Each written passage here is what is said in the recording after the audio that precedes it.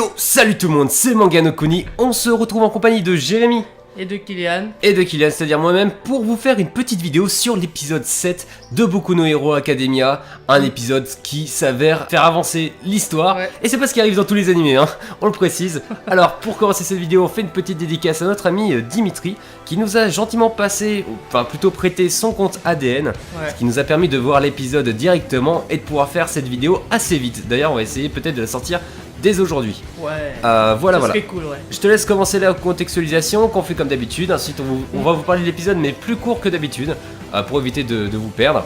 Et enfin, nos impressions sur cet épisode.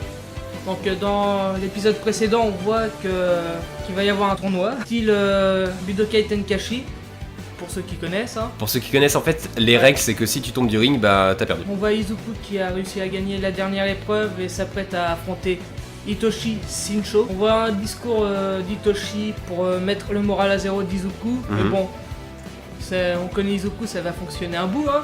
C'est ça. Mais au final, cet alter est psychologique, donc en gros c'est du lavage de cerveau. Au final, Izuku va réussir à se libérer, mais alors de quelle façon? Izuku, donc il est encore conscient pendant ce lavage de cerveau, c'est-à-dire qu'on l'entend parler à lui-même, une voix dans sa tête. Oui, mais il ne peut pas réagir, peut pas bouger. Exactement, il ne peut pas vraiment contrôler son corps. Alors qu'est-ce qu'il va faire? Il va utiliser son pouvoir, son One for All, son alter, pour se libérer. En fait, il a une sorte de vision. Il va voir les différents utilisateurs du One for All. Et on voit All Might aussi pour le coup. Et on voit All Might en version mince, pas en version gros balèze. Et grâce à cette vision, il va réussir à utiliser son One for All et à créer un choc. Parce qu'en fait, son ami Mashirao, si vous connaissez un petit peu Boku no Hero Academia, c'est le gars avec sa queue de singe. Il lui avait dit, si tu lui réponds, tu vas te faire laver le cerveau. Par contre, s'il y a un choc, ça va te permettre de t'en libérer. Alors grâce à son One for All, il va réussir à créer un choc. Seulement avec 2 doigts, il fait un petit choc comme ça, puis ça le libère. Exactement. Et ça lui crame les doigts comme d'habitude parce qu'il galère encore un petit peu pour maîtriser son pouvoir. Donc après ça, en fait le combat est plus ou moins fini parce que Izuku a plus de force physique que Hitoshi. Hitoshi il est tout maigre, pas spécialement fort, il est pas spécialement physique. D'ailleurs c'est dit dans l'épisode. Hitoshi qui essaye de relancer Izuku dans l'énervement, qui essaye de le faire parler, mais Izuku ne lâche pas cette fois. Et cette fois-ci, il a appris de ses erreurs. Mais on voit qu'il répond mentalement quand même. Exactement. Donc voilà, au final comme Izuku a plus de puissance, il va réussir à le dégager hors du ring. En faisant une prise de judo qui était la même qu'il avait lancée à Kachan à l'époque. Exactement.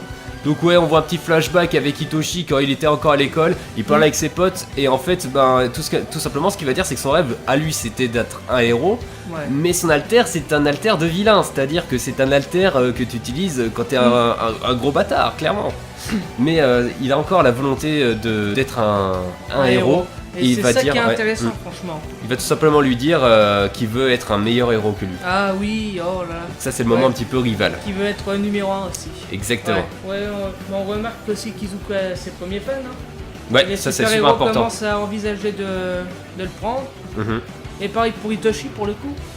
Hitoshi aussi, il est plutôt intéressant. Il y en a beaucoup qui disaient putain, Hitoshi, il est balèze. Puis on a vu des nouveaux super-héros très intéressants. Donc on voit Izuku parler des visions qu'il a eues à All Might. Et All Might nous dit qu'il a eu les mêmes visions étant plus jeune. Sauf qu'au début, All Might fait semblant d'avoir peur, faire quoi? Mais t'es flippant toi! C'est un moment un petit peu marrant. Et donc ensuite, Shoto va rencontrer son père, Endeavor, le héros qui pète la classe mais qui a toujours été numéro 2. Ça c'est vraiment dommage pour lui. Il a toujours été juste derrière All Might en fait. Et donc on apprend aussi que Shoto a des frères et qu'il est sûrement le plus puissant d'ailleurs. Mais il refuse toujours son côté feu, son côté paternel en fait. Il refuse l'alter de son père parce que son père est un gros connard. Et ça on l'avait vu dans l'épisode précédent dont on avait fait une review. T'avais pas pu être là malheureusement. Mais on en avait parlé précédemment. Donc là arrive le combat Shoto contre Antasero. Ceux qui ne mettent pas de nom sur son visage, c'est celui qui a en fait des sortes de réceptacles pour lancer de la toile adhésive. Alors son pouvoir est à chier, il va littéralement se faire one shot. Oui, parce que Shoto est complètement vénère contre son père. C'est ça. Il dit directement au mec Anta qu'il est désolé d'avance. Et là on voit une énorme attaque de glace qui recouvre la moitié du terrain. Je vous La montrerai. moitié. Je vous montrerai des images, voire même un petit extrait vidéo. C'est vraiment très J'en ai classe. encore des frissons. Là. Et c'était génial. Et donc Shoto va s'excuser auprès Ouais. d'Anta en disant qu'il était énervé contre son père. Voilà, c'est exactement ce que tu On a même vu la prof là, un peu sadomaso. Ouais, là. c'est ça. Qui était était à à moitié moitié gelé. Voilà, et ça a même fait trembler le stade. Enfin, vraiment, c'était Ouais. énorme. Sinon, voilà, l'épisode se finit là-dessus. On a un petit moment de preview qui n'apporte rien, juste quelques images sur les prochains Ouais. affrontements. Donc, on va laisser Jérémy commencer avec ses premières impressions sur cet épisode qui, je pense, vont être positives. Hein. Oui. Bon bah, pour moi c'est le meilleur épisode de toute la saison 2 pour l'instant. Je m'attendais à moins bien que ça, mais en fait non. Ils ont mis les bouchées. Les bouchées doubles. Les bouchées.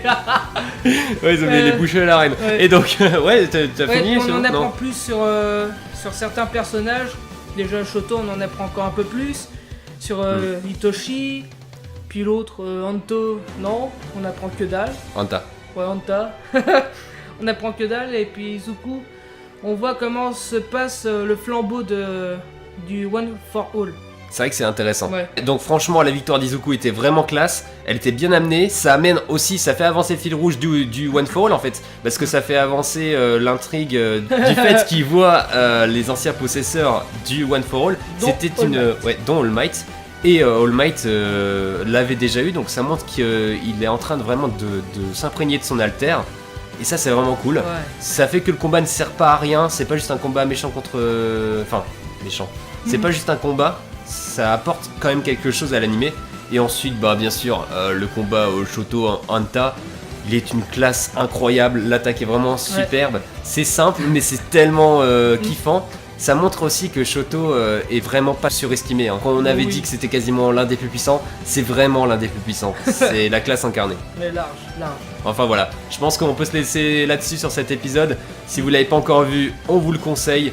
Au moins pour le dernier passage, c'est un excellent moment dans cet excellent animé. Et je te laisse le mot de la fin. Bah, salut tout le monde et à la prochaine.